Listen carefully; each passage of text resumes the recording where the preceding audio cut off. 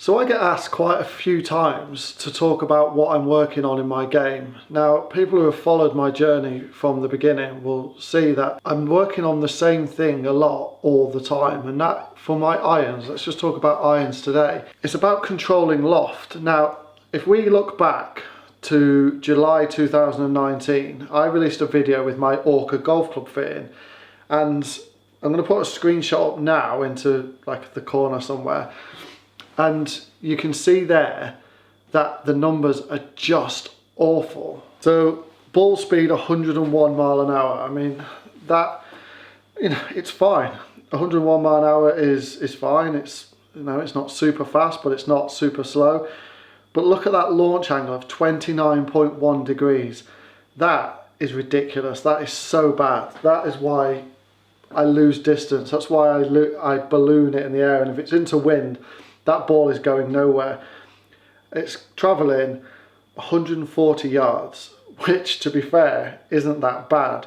But that's because the spin's down at 4,300. It is just such bad numbers.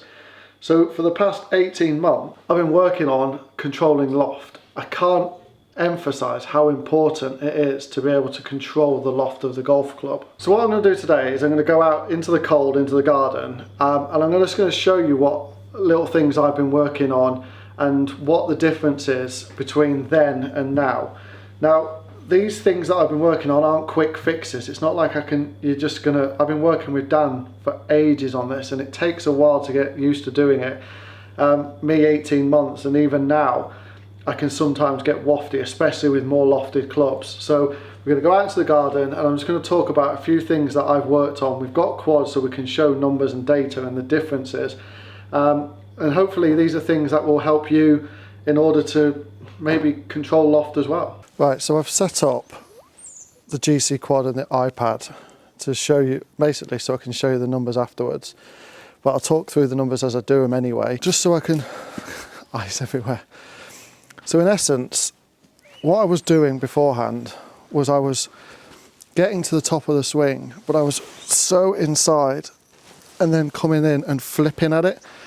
Now, in order to get the loft down, I had to learn angle of attack was one thing, and also having the club forward at impact. And this was something I really struggled with, because as soon as I get to here, I feel like I want to help the ball in the air. And actually what I need to be doing is hitting the ball, feel like I'm hitting the ball into the ground. So that's what I started to do. And I forgot to screen record it up. There you go. So hitting down on the ball, giving myself a better launch angle from 30 degrees.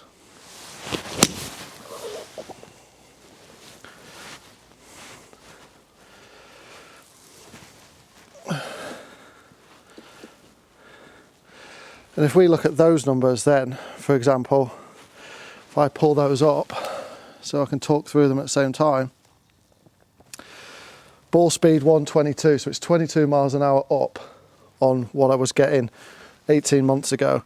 A launch angle of 15.8, like this is unheard of for me. I think what my target is 50% of the loft of the club is what I'm trying to do for a launch angle. So these clubs are 32 degrees of loft.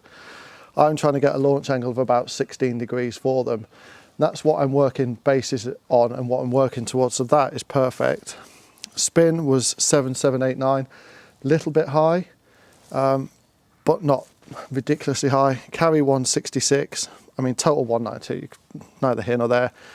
But it was just a line ball, and it gives me more control. The peak height is down at 31 yards, which I've been known to get it up to 40 yards with a 7-iron before.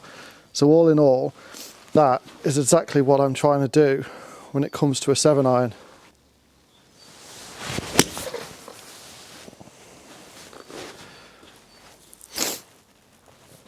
A little bit out the toe, that one. So it went out onto the right. Again, spins at 7,000, which is fine. Launch angle is 17, which is great. But my angle of attack is 6 down. So we've actually, if anything, I've kind of overdone it a little bit. I kind of want that to be about 4 down, ideally, I'm thinking. But I'm just working so hard to hit the ball down.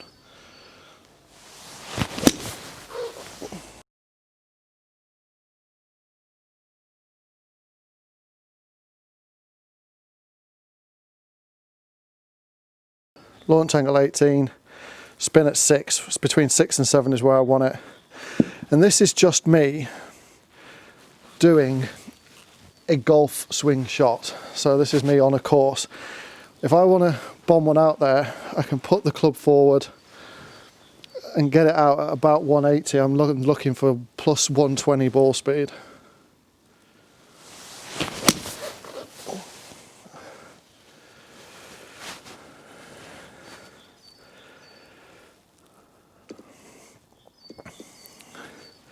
If we look at that shot, that is exactly what I'm talking about. If I want to get one out, I've got the 131 ball speed, which is great. Launch angle of 15, amazing. Spin at 7.3, so it's going to land and still stop. It's still got that good spin. Carry of 180. It's rolled out to 203, but that's neither here nor there. Good descent angle of 48 degrees. So that means as it's going to come into the green, with that spin, I've got that stopping power. Peak height of 35. And we look down 6 degrees down on an angle of attack. It's just really good. So face to path was 0.9 degrees closed. So that means that the way my face is angled, it means I've got that lovely draw, which is what I want, but it's not overdrawn. That to me is everything that I want if I need to get one out there. But if I'm like on normal golf mode, for example, I've got 165 yards to the flag, then I don't need to step on it. I can just give it the club, just do a normal swing instead of trying to absolutely leather it to 160.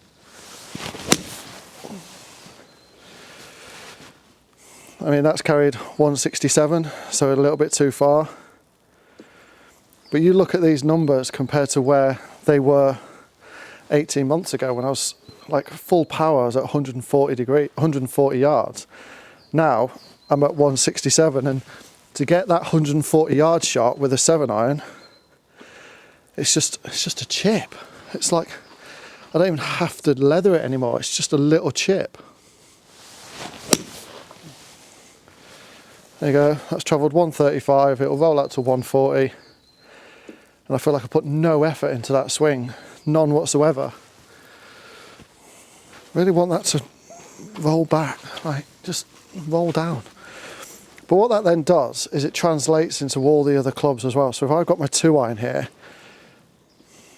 and it's the same premise of what I'm working on, there's a little dip there, is club push forward, feel like I'm hitting down on it, and that gives me range with this from anywhere from like 200 to 240. So if I just do a normal golf swing, like what I would do on a normal shot,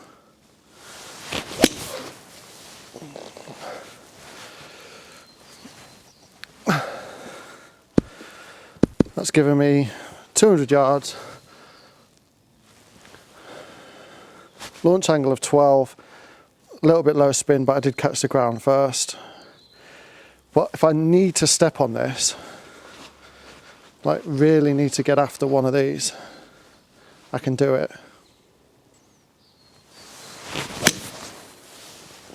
There we go. That's a line ball. Go on the line. And that gives me a launch angle of 11, carry of 238, good spin. These are great numbers to be able to have, and it's all down to controlling that loft. The controlling that loft is everything. If I got scoopy with this, then it just goes nowhere. But being able to control that loft means that I don't have to hit it as hard to hit it as far, because the loft is down. So if I need to hit this 170, I can do. It's just a little chip. That's gone 163 and it will roll out.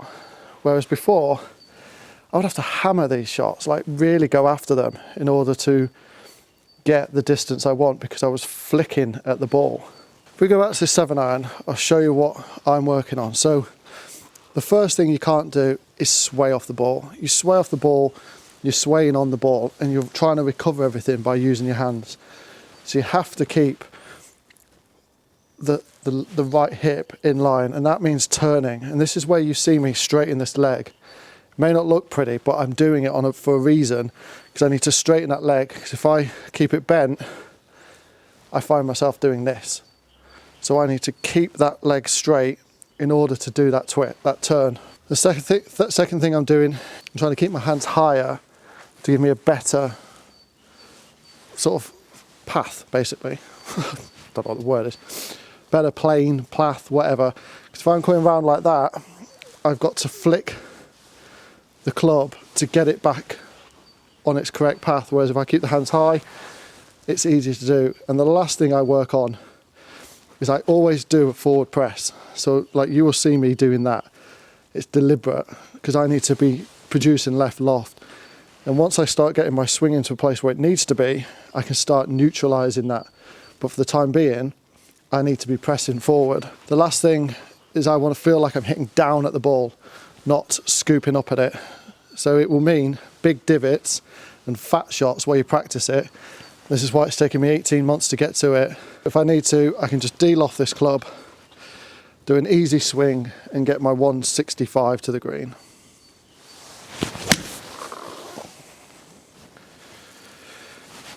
And that didn't record on the iPad, but on the quad, we've got 169 carry, 6.5 spin, 18 launch, and I'm not going after it. It's just an easy swing. Right, now we're back inside. I just want to have a quick look at some of the shots. I'm not sure how well I explained it out there. But let's say, for example, let's go with this one here. So this is a 7-iron, and this is one of them shots where I've gone after it. So this is like me maxing out the club. So when I gap test myself, although when you watch the gap test on Dan's channel, that's my max. I want to know what my max is. But I gap test, and I'm going to gap test at Ashbury, depending on how long you want, your max and your gaming shot, and then can you hit a certain yardage from it. Because what I want to do is I want to know if my max with a 7-iron on this is 180 yards, but my gaming shot with a 6-iron is 180 yards. I want them to mix in together, so I've got options. Whereas I know my gaming shot with a 7-iron is around 165 to 170. The max I can go is 180. So I want to know those numbers, and I'm going to spend this lockdown out there getting those numbers properly. So I've got a sheet of saying 7-iron max 180, gaming 165 to 170 or whatever. But the reason why I'm getting so far with it is the launch angle. The launch angle is 15 degrees. What affects distance is launch angle, spin and ball speed. That's what affects it. So the ball speed is 131, the launch angle is 15 and the spin is 7,300. That's what's affecting my carry distance. If you look at the club, I'm 6 degrees down, whereas when I was back at the numbers beforehand, I was sometimes hitting up on the ball, so that's what's going to cause me to thin it. Whereas if I'm hitting down on the ball, then the actual loft I'm producing at impact on this shot is, call it 24 degrees from a 32 degree iron. Whereas before, the launch angle was 30 degrees, which meant I was producing even more loft, and it was just scooping it up in the air. And if we go to one of the 2-irons, for example, it's exactly the same. Good ball speed, a low launch of 11 degrees, a spin at 2.8, which is ideal for my 2-iron. Total carry is 236, but you can see the roll out there at 273. That's accurate in the summer on a links course. Imagine having that weapon of being able to hit 270 with an iron that's going as straight as that is. It is just, that's why I've got a 2-iron, but to have a 2-iron you need to have speed. You need the speed to be able to get the most out of it. So you can see there that, I badger on about what I'm doing is always controlling loft. Dan always talks about being able to control loft. And you watch any of the other coaching pros, they're always talking about it. It's so important, because the more you can control your loft, the better you'll be able to control the ball. Being able to have an iron that you can control and hit a yardage of like a 7-iron, 160, 170 or for my speed, without feeling like I have to nail it, is just brilliant, because I can control that ball more. The 180 7-iron is going to be a little bit wayward, because I'm going out that as fast as I can, or not as fast as I can, but trying to max out as much as I can. is going to be a little bit wayward, but being able to have controlled shot is just fantastic. Because if I was producing loads of loft to get 160, I would literally have to like knock the skin off the ball to get it in the air to try and carry it. But the problem with that is then you're just giving it too much spin. So the key is, for better irons, is to be able to control loft, to be able to strike the ball better. A nice descending blow, they call it compressing the ball. A nice descending blow on the ball, little loft as you can produce to a degree. You don't want too little loft, but there's like an optimum. And I think I look for 50% of the club's loft when I'm looking at my optimal loft, my optimal launch angle. So if I've got a 36 degree 7 iron, then I want it launching at 18, 19 degrees. If I've got a 30 degree 7 iron, I want it at 15, 16 degrees, because it's reflective on the loft. Whereas my 7 iron is 32 degrees, so I want it launching about 16, 17 degrees of launch with around between 6 and 7 spin, and that's what's going to give me my optimal distance, strike dependent on the face. So I hope I've kind of explained what I'm working on and why I'm working on it. And you know, if it's difficult because I've got quad, I understand that, and it's really hard for people to be able to see the results I'm seeing out there. I completely understand that. But if you're at a range or anything like that, try and work on a descending blow and working on your launch angle, and going and seeing people like me at Ashbury, do a gap test, and you can see what your launch angles are for you to be able to work on, and give it 6 months and go back and do it again and see if there's any progress. Go and see your coaches, your PGA coaches, and work on it and see the numbers and see a progression of it, which is what I've done. It's taken me 18 months to get from the position I showed at the beginning of the video to a place now where I feel like my irons are probably one of my strongest parts of my game, whereas before it was awful. So it's just, you've got to bear with it, you've got to stick with it. There is no overnight fix to golf. You need to be able to put the time in and put the practice in to be able to get the effect and get the results you want, and listen to your pros. I'm guilty of not listening to Dan sometimes, we've seen it on videos, but my irons are in a place now where I feel like I can control every iron within my bag.